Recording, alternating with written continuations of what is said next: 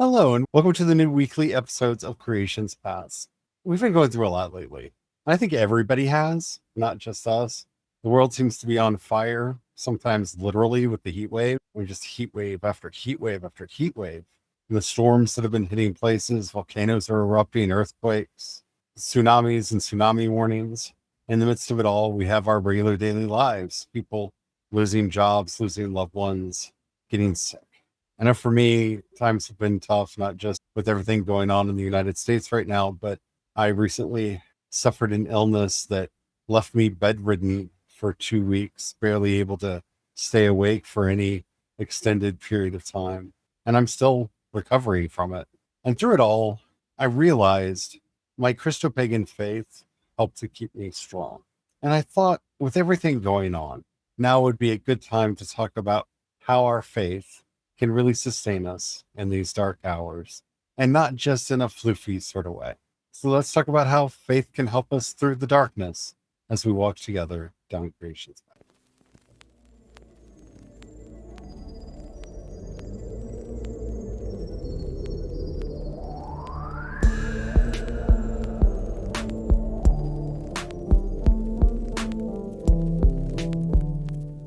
Hello, everyone. My name is Charlie, and I am a Christopagan druid and priest of Brigid.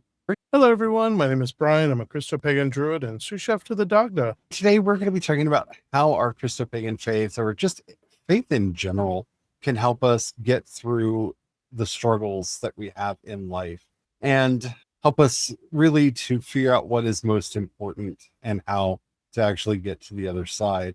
If you missed what happened either to me or what's going on with the podcast, check out the last episode that we did. We will go into that in detail a lot more than we're going to in this one.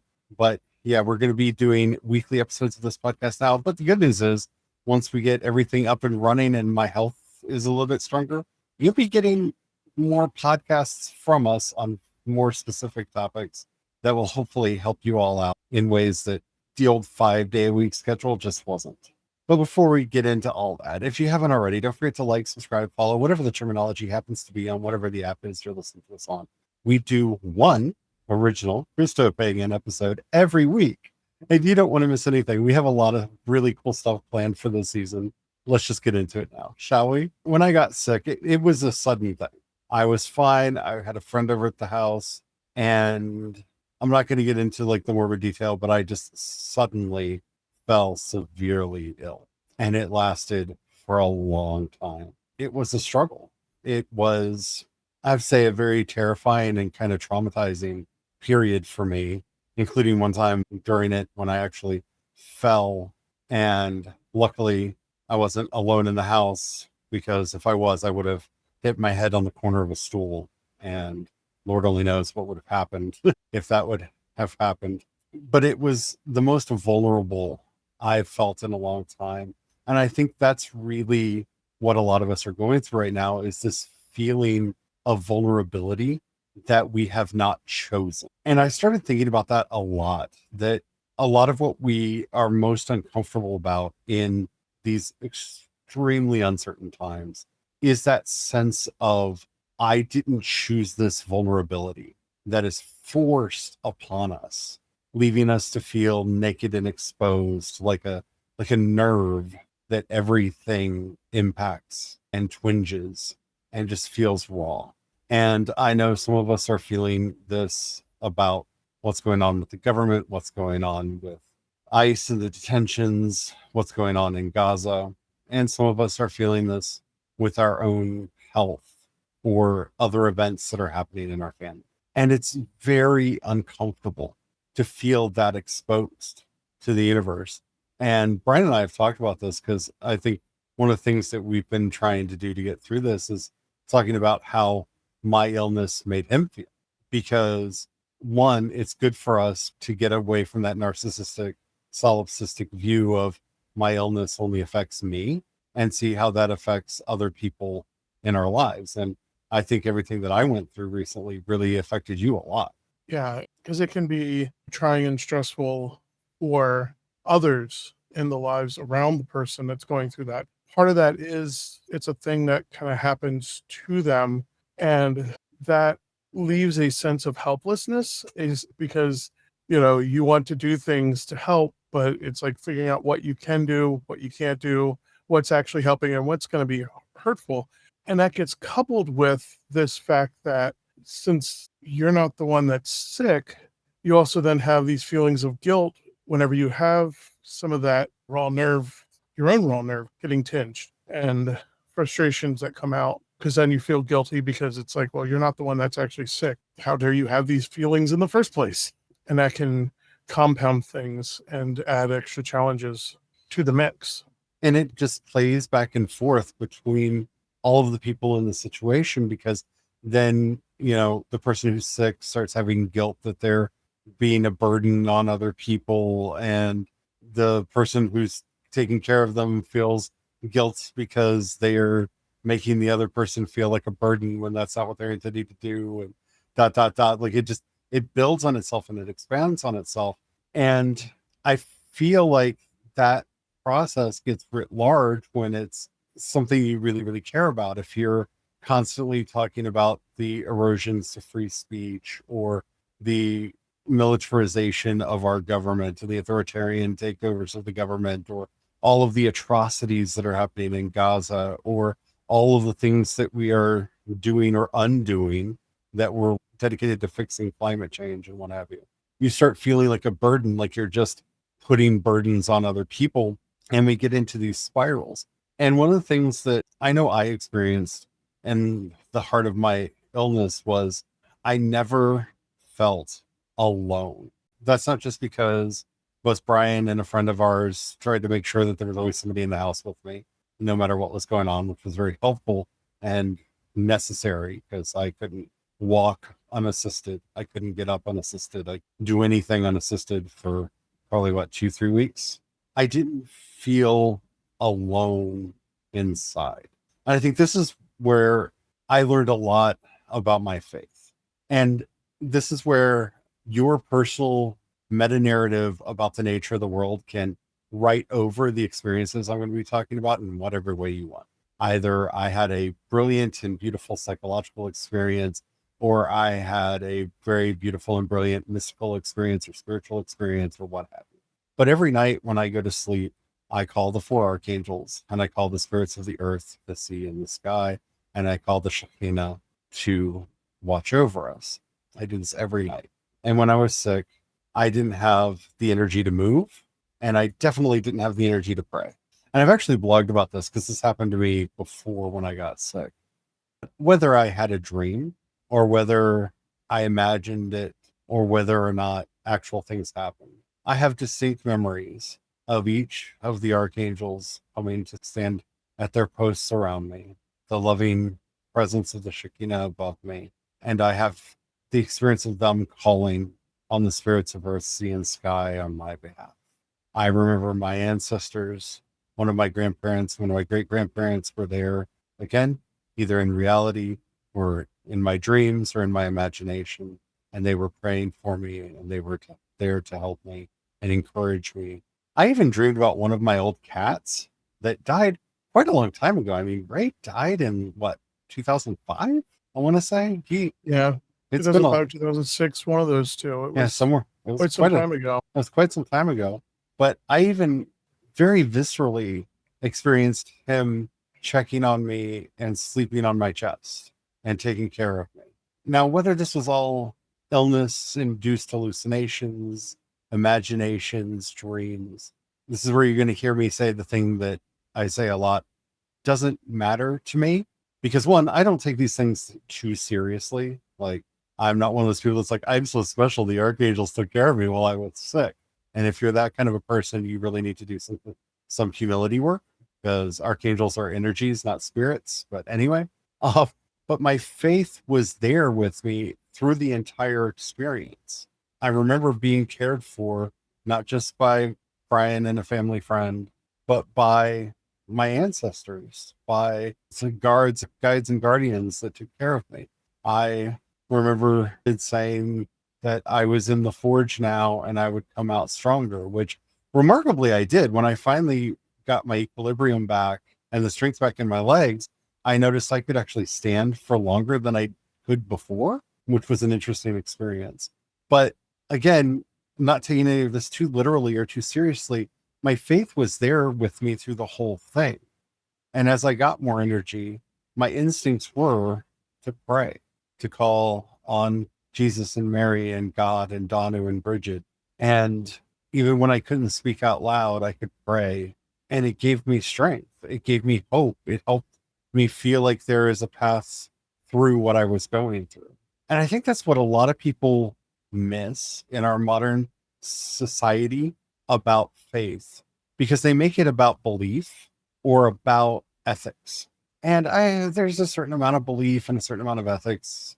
I'm not going to pretend that those aren't components, but the most important component to me is that you're connected to it. I talk about this a lot. The word religion comes from a Latin root that literally means to bind together, to tie together, to link back. And if that's not what's happening, I don't know the purpose of faith. I don't know the purpose of religion. I don't know the purpose of any of the things that we're doing. I don't know the purpose of spirituality or practice if we're not linked in and tied in to something outside of ourselves.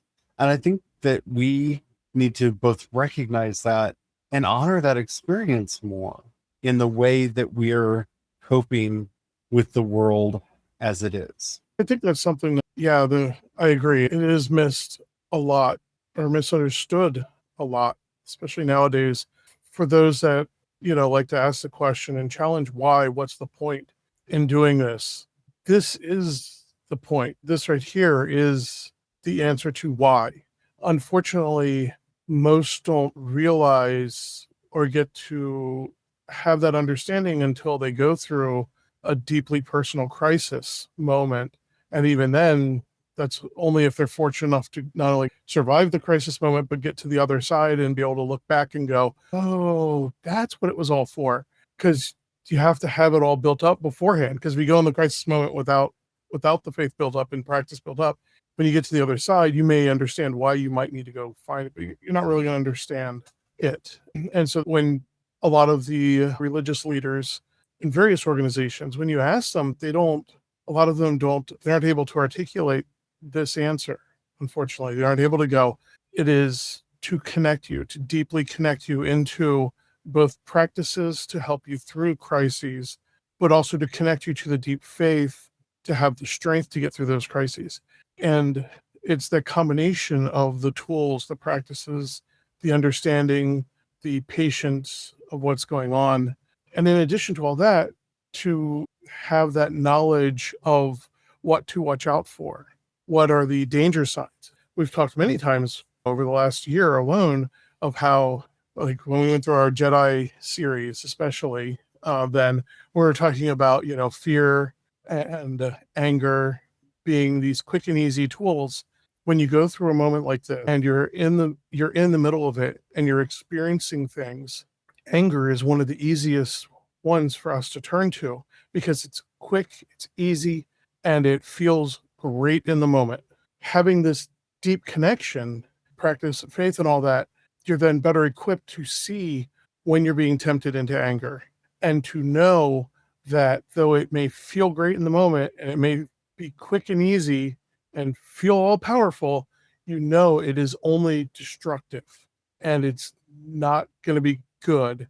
And depending on the level of your practice and where you're at in it, you may also have the tools for how to sublimate those energies into something constructive and to use that in better ways. I know just alone over the last several weeks, we had moments where we got into feedback loops and feelings, justified feelings. Everybody's justifying their feelings, but the thing is what you do with those feelings and how you handle them is the thing.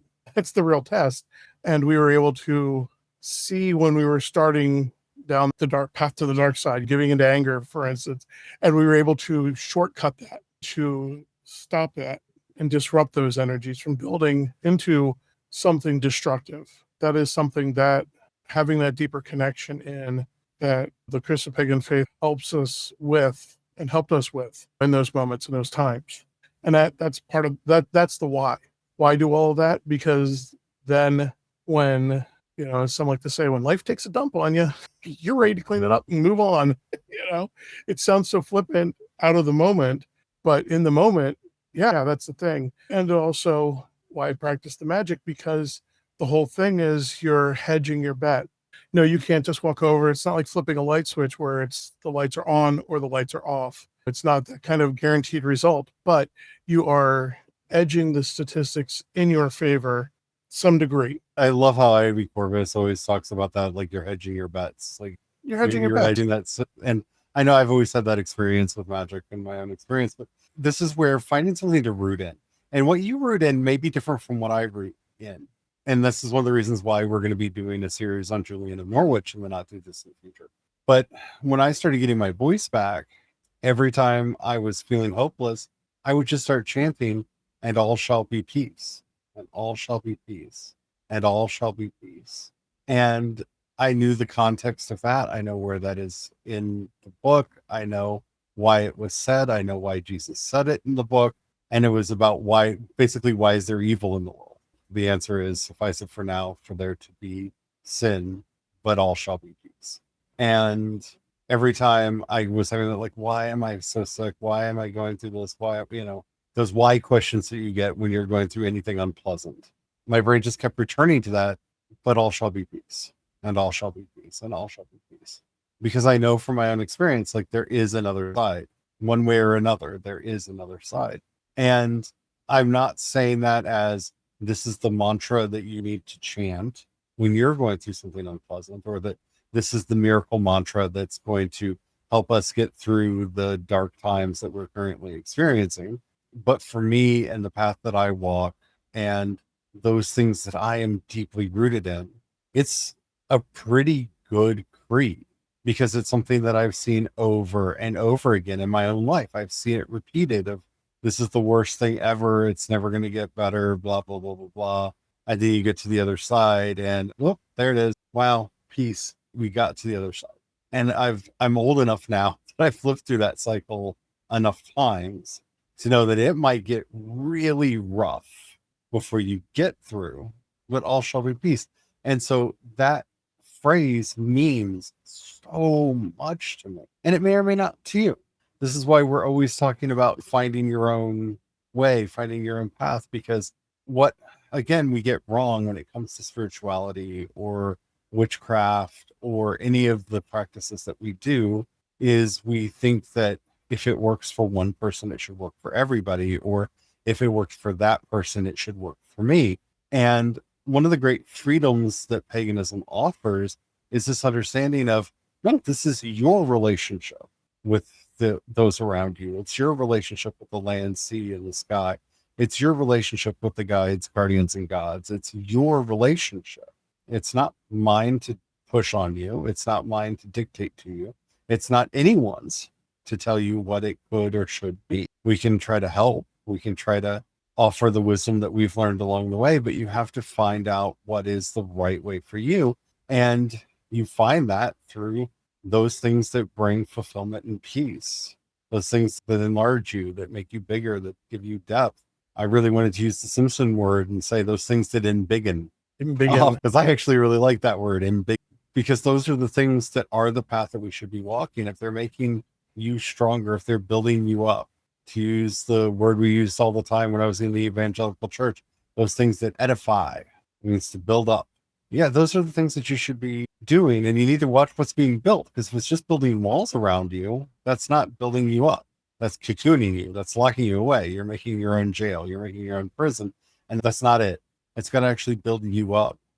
And I'm so grateful for the faith that I have developed, because it was there for me when I needed it. And I've noticed that throughout my life, that the reason I have always been a person of faith is faith has helped to sustain me through all of the things that I've gone through all of the ups and downs and turmoil and things that I am not going to be talking about on this podcast that I've gone through. Let's just say it's been a lot. My faith has been there to give me strength, to give me hope, and to keep me moving towards being a better person with a better life. And I don't think we can ask much more than that, right? As Jesus said, come to me, all who are weary and heavy laden, and I will give you rest. Your faith should give you some sense of relief, even if it's momentary, because again, everything is impermanent. Don't expect that you're going to say a prayer or do a ritual or light a candle and things are forever going to be great from that moment on. That's not how anything works. I think too many people think that way too. We have a big problem with permanent thinking, but we need to find those things that are core to ourselves. And I know with everything that I went through, my faith really helped me with that. And it does continuously as I'm watching the news, as I'm seeing the stuff that's going on. We hunted down, I guess this is going to be on YouTube, there's a word I can't say, bad people who were in charge of Germany in the 1930s, well into the 2000s, to punish them for the vile actions that they committed in the 1930s and 40s, because they did terrible, bad things and should never be allowed to escape justice. It took time, and patience is hard. But I look at some of the things that are going on in the world today, and I don't know where in the world they're going to try to hide, but it's never going to be enough. They will be hunted down. They will be brought to justice, just like those bad people from the 1930s, whose name I can't say on YouTube, silly words and silly rules, but just like they were. It's not going to be as timely as we want, and we as a society need to figure out how to be better about that. But it will happen. As long as we have the collective will to continue to say never again. And when it does happen, to stay with it and not let them get away with it. I have Johnny Cash's version of Run On stuck in my head on repeat. Again, what is part of your faith? Johnny Cash's gospel records are things I grew up with and things that are very much a part of my faith. And I just hear him singing Run On, God's going to cut you down.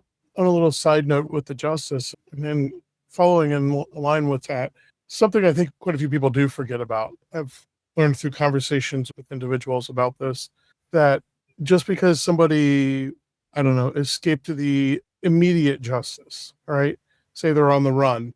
Living a life on the run is a punishment in and of itself, because that is a person who has to live with constant fear, daily reminders of that fear. They might not be imprisoned and punished, but they have to live in fear of a future punishment the entire time they're on the run. That's somebody who's not really going to get a lot of moments of rest or respite. They're going to constantly be looking over their shoulder. There are trigger things that are going to happen in their daily lives on the run that's going to make them think, oh no, is this the moment I'm caught? Even if that's somebody next to them getting arrested for something completely unrelated, that's going to bring up all of that back to them again. There is a justice that gets served in ways that a lot of us don't even realize or can't even see manifested, but is still happening. There is still a punishment that they, to say that those that may have grown old and died running, they had to die in a foreign land, not surrounded by family and loved ones, but only crouched in fear of a retribution that they may have escaped that retribution, but they still were punished by another. That's something that I think gets forgotten. And it's something that rooted in the faith reminds us of. Like sometimes when we're tempted to do a thing, we're reminded that we choose not to do it, not because we can get away with it or something, but because we have to live with ourselves and the loved ones that are closest to us. And we're wise enough to know that we don't want to live with ourselves if we did the thing that we would be tempted to do, whether we're caught or not by an exterior force of justice. I'm never one here to tell people that just because Brigid helps me means you need to be a devotee of Brigid or Danu, or in the evangelical part of me that hasn't quite fully died yet. Hurts when I say this, but even Jesus or Mary, they are my Yishtadevata. They are my wished for deities. They are the ones that I see when I close my eyes. They're the ones that my heart yearns for. That doesn't mean that they're yours, but you have something. And that doesn't mean that you have to go searching through pantheons. That doesn't mean that you have to just go deity shopping and browse around until you find the one that works for you. I know some lawyers that are good friends of ours whose deity is justice, not the Roman goddess of justice or this goddess of justice, or even my Brigid, who is a goddess of justice. It is justice itself. Their religion is the law, and their God is justice. And that's enough. Kind of chuckling, going, my brain just did a clarification. Not the law is in Torah, but Actually, at least for one of the people that I'm talking about, one of them, one of them is that as well. That as well. It can be a principle. It doesn't have to be a named deity from a pantheon. It could be that you are here for justice. You could just be here for the earth. You could just be here for your family. Deity is in everything. We try to explain, like, we are animistic panentheists. God is in everything. Everything is in God. When you are there with another, you are there with God. That presence is in all things. And when I say all things, I mean all things, even in ideas and thoughts and ideals, in emotions, in hope, in the ground, in the rocks, in the rivers. I'm not one of those people that's like, well, God's not in the drywall. Then God's in the drywall, because God is being itself. God is in all things, and all things are in God. So it's just as appropriate to say that your God is love or hope or justice as anything else. But you got to find what it is that you root in. What is the soil that makes you grow? Because I'll tell you something right now. If you are rooted in whatever your vision of God's spirit, the absolute is, no one and nothing can poison that soil. So no matter how bad things get, that connection is always there. But you have to be rooted, and you have to be ready for the fight, because the fight is not always easy. I'm glad to be back to doing this, like forever since we recorded an episode, and in some ways kind of has been. I hope you like the new format.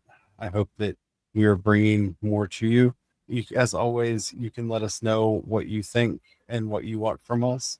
You're always welcome and encouraged to go down and use the comments down below and tell us what you want us to be talking about, what you want us to be doing episodes on. And if you have any questions or comments, just leave them down there as well. We really do value your input and your opinion. If you're listening to us on YouTube, Spotify, or CreationsPaths.com, you can leave a comment right there. If you're listening to us anywhere else, even if they say you can leave a comment, they don't notify us, so we won't know. But you can leave a comment there anyway, because engagement is magic. And then head over to CreationsPaths.com, click on chat, and you can leave a message there, and we will see it, and we will be able to get back to you. While you're there, if you happen to have a few dollars, you can pass our way. We offer monthly and annual memberships. You can also support us on Patreon and Ko-fi. I am CE Dorset on both, and you can support us using the Cash App hashtag CreationsPaths. Thank you to everybody who does that. We are ever so grateful. Thank you so much. You all really do help us keep the lights on, keep a roof over our head, and food on our table. If we've ever said anything that's helped you out, please share it with others. That helps us out more than you know. As we're heading out, I'm going to say a prayer to someone I don't often pray to on the podcast, and that's Danu. Oh, sweet Danu, who flows through all things, mother of the tribe, mother of the people, mother of the earth, the sea, and the sky, mother of the rivers, ever flowing in the land and through our veins. Help to give us strength and courage, that we might find the way, our way, through this life, that we may be strong in our sovereign selves and true to the inspiration that calls to us, that we may make it through any of the trials and tribulations you're currently facing, or any of those that may be ahead. Maramev. Amen.